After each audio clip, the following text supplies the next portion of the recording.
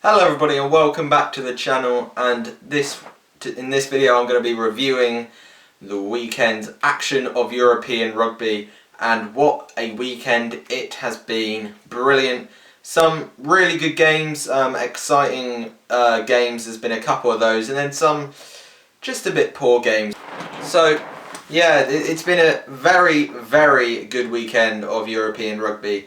There's been so many decent performances out there from a lot of the teams, but we're going to start off with one of the best games of the weekend.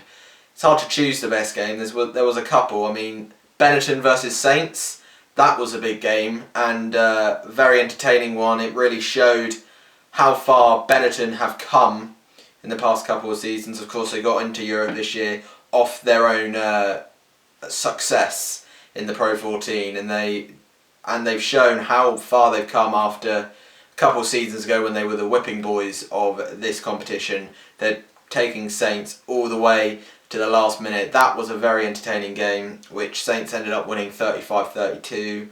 But for me, the best game of the weekend, I'd probably go and say, was that Gloucester versus Montpellier game. That was entertaining. It was end-to-end stuff. Montpellier winning it in the end over Gloucester by 30 points to 27, and it was a very entertaining game, the best game of the weekend for me, and it topped off what was a bit of a iffy weekend, to be perfectly honest. But yeah, that game really topped it off. It was end to end. Gloucester, they lost, and they lost because they were just trying to play out their own area too often. In the first half they were doing it all the time, and then they kept dropping the ball. It's like they were panicking in their own area, and Montpellier jumped on that, and they scored some wonderful tries. We were treated to some decent tries in that game from both teams, and in the end I think Montpellier did deserve to win it based on that first half performance from Gloucester. They came back though, they showed their will, but Montpellier pulled through in the end, and well, Gloucester have lost both of their games now, and against French opposition, of course, the game against Toulouse they lost, and this one against Montpellier, they're on 2 points now, and they're looking to be out of the competition now, really, Gloucester. But yeah, that game was fantastic. Montpellier, they both really needed something, and Montpellier gave it their all, and they ended up winning, and that's what they needed, and it looked like both teams who needed to win. It looked like they were both wanting to win that game so badly, and in the end it was Montpellier who come out. They've still got work to do to try and get out of the group, but yeah, Montpellier went through in what was for me the best game of the weekend, followed up of course by that Benetton Saints game. That was a fantastic game indeed. Best team performance of the weekend, I think it's only got to go to one team, and I think this team are really starting to look good in this competition, and that's Exeter. Coming into this competition I was thinking, will Exeter do what they usually do and suffer in Europe as they have done multiple years? They've only made the quarterfinals once during their heights, since they've been at the top of their game. And it's been very disappointing the last couple of seasons in Europe for Exeter, but they are looking like the best team at the moment in this competition for me. I mean, there's close competition. Toulouse have looked good on certain occasions, not in full games. Leinster have shown that they're still there or thereabouts, of course, but their somewhat, frankly, poor win against Lyon doesn't really help them in that sense. They do look beatable. But Exeter, they just look unstoppable, really. I mean, against La Rochelle in the first game, they got 5 points, a shock victory almost. I mean, La Rochelle are a team who don't lose at home. They never lose at home, and somehow, somewhere, Exeter went there on the back of big expectation and pulled out of the bag, pulled 5 pointers, and La Rochelle didn't look in the game at all. And then they come into this week, more pressure on them after that win, and if they win winning this game would push them on. They demolish Glasgow. Admittedly, the first half was sloppy. It wasn't the best first half. Glasgow went in at half time in the lead, But that second half from Exeter was outstanding. It was something else. They look like another beast this year in Europe, and it almost looks like they are prioritising this tournament over the Premiership, because they've struggled in their opening games in the Premiership. They've only had 2 wins from 4. They didn't look like they were in good form going into Europe. But this was brilliant. Brilliant display so far from Exeter. That Glasgow game really shows their worth, and they are looking brilliant. For me, they're the form team in Europe at the moment. Beating Glasgow by that much. They may have been at home, but Glasgow is still a very good side. But Exeter look outstanding at the moment. They almost look unstoppable, because Glasgow, as I said, are a good side. So, yeah, Exeter looking like a very, very good team. Now, on to who I think has probably had the worst performance of the weekend. And, yeah, there's probably 2 teams in this. There's one who we'd expect not to do very well because of the pool they're in. That's Ospreys. Ospreys haven't looked that good at all. Didn't look good against Munster at home, and then they were atrocious against Saracens where they lost 44-3. Got dominated all over the pitch, but that's not who I think has had the worst of it. Bath haven't had a good couple of games. I even think Quins haven't had a good couple of games. Even though Quins beat Bath, I don't think that performance really showed for anything. And Bath haven't looked that good. They're looking like they're lacking backbone at the moment in big games. But for me, the team that are really underwhelming and not performing to how I thought they would perform is probably Lyon. Lyon, of course, having this stage, having this plan that they're really going to go for Europe this year. And they started off against the Saints, a very poor defeat. They didn't look good, but it's another one of those French teams not being good away from home. And then we go on. They're at home against Leinster.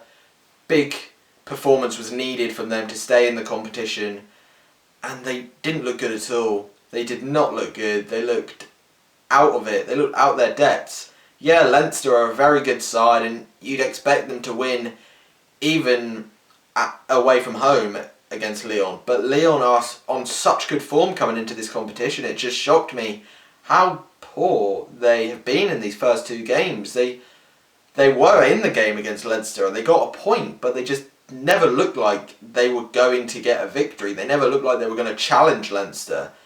And it was quite a poor game anyway, but they just didn't look good. And for me, they're probably out of the competition now, and they're probably really disappointed because the fact that they were really targeting this competition, and with the pool they're in it with Leinster, they want to show themselves as a big European side.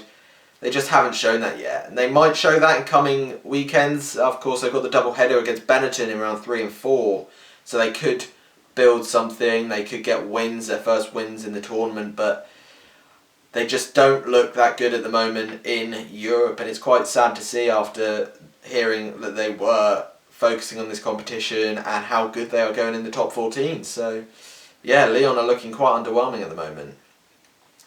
In the other games this weekend, we've had a couple poor games. I mean, the one on Friday night, Ulster versus Clermont, it wasn't poor. The atmosphere was buzzing at the Kingspan.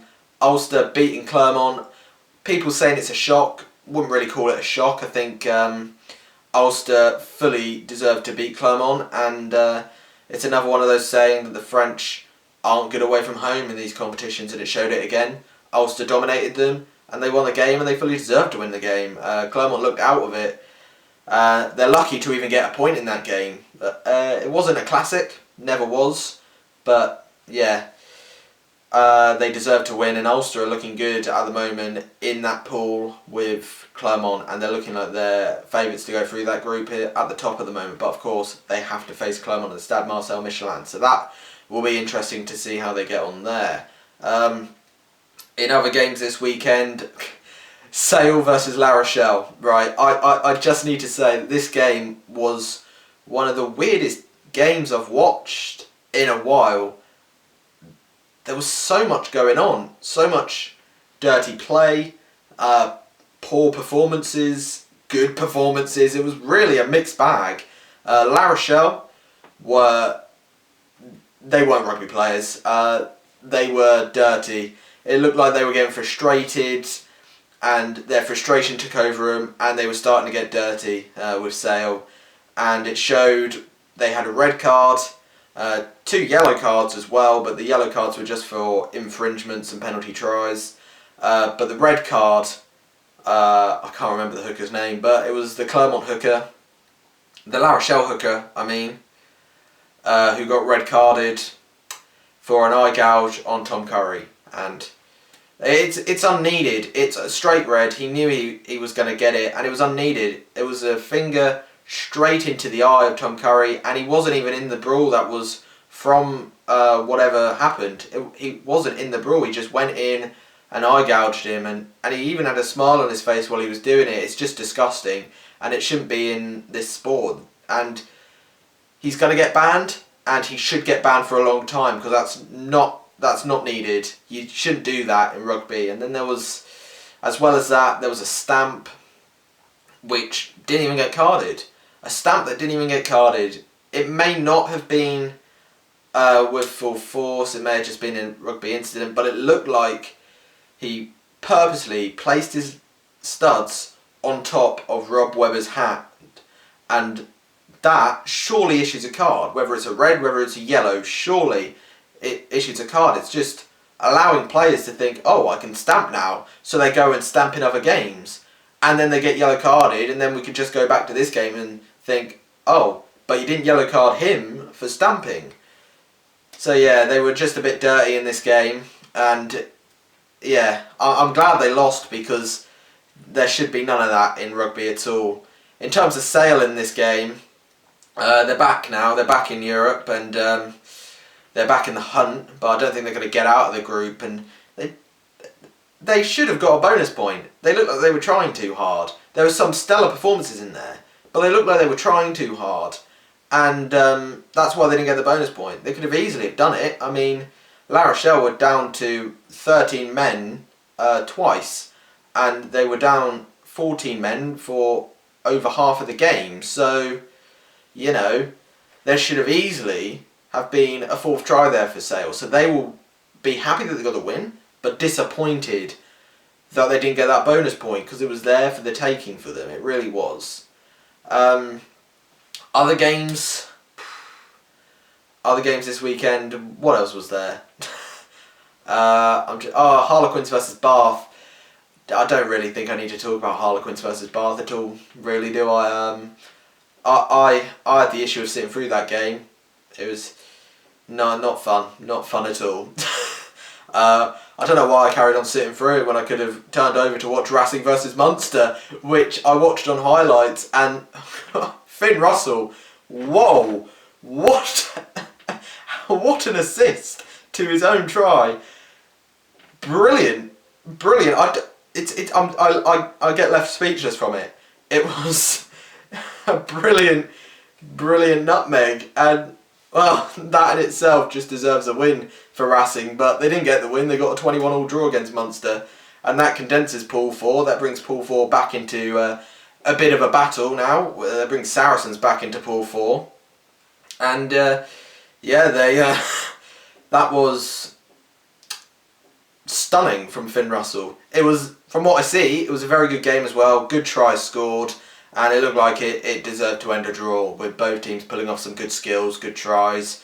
It looked like it ended a draw for me. I didn't watch the game fully. I only watched the highlights, but from what I see, it ended a draw, and that condenses Pool 4 now. Saracens back into that mix after their win over Ospreys. But yeah, part of me feels like I should have watched that game over over the Quins Bath game, which was a very, very everlasting game of atrocious display. It was, I don't know why I put myself through that, to be honest. But yeah, there we go. That was this European weekend. Some good performances, some bad performances. We're going to end this with Player of the Weekend. And I'm gonna go. It's tough. You got a lot. You got Elliot Daly played really well. Finn Russell again played outstandingly. Tom Curry was brilliant. All the extra players were fantastic.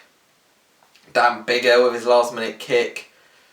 Oh, to pick a player of the weekend, I think I'm just gonna have to go with Finn Russell. just for that bit of skill, just for that nutmeg. Finn Russell for me was player of the week, just for that nutmeg, and that deserves everything really. That deserves an award in itself. So yeah, for me Finn Russell was player of the weekend. So yeah, overall decent European weekend. Some good performances, some bad performances. I might have missed a game in there to talk about, but I'm not too sure. I can't remember if I've missed out a game. If I have, just comment down below which game I missed out, and I'll put down what my thoughts were on that game. But yeah, this may have been a very iffy video. I didn't really know how to do this sort of video with Europe, so I just winged it. This was just a winging video. Ultimately, just on a bit of roundups of the game, of the games, the best game of the weekend, the worst game of the weekend, the best performance of the weekend, etc, etc, and other roundups of the game. So I just winged this video ultimately. I didn't really know how to go about doing it. So if you have any help for how I go about doing these videos, then you can put that down in the comments down below if you want. That would help out massively. But yeah, this was just a wing it video. I hope you enjoyed it anyway. Yeah, I'm looking forward to the next couple of European games in a couple of weeks' time. Yeah, so thanks for watching. Please like, please subscribe, and I'll see you in a bit.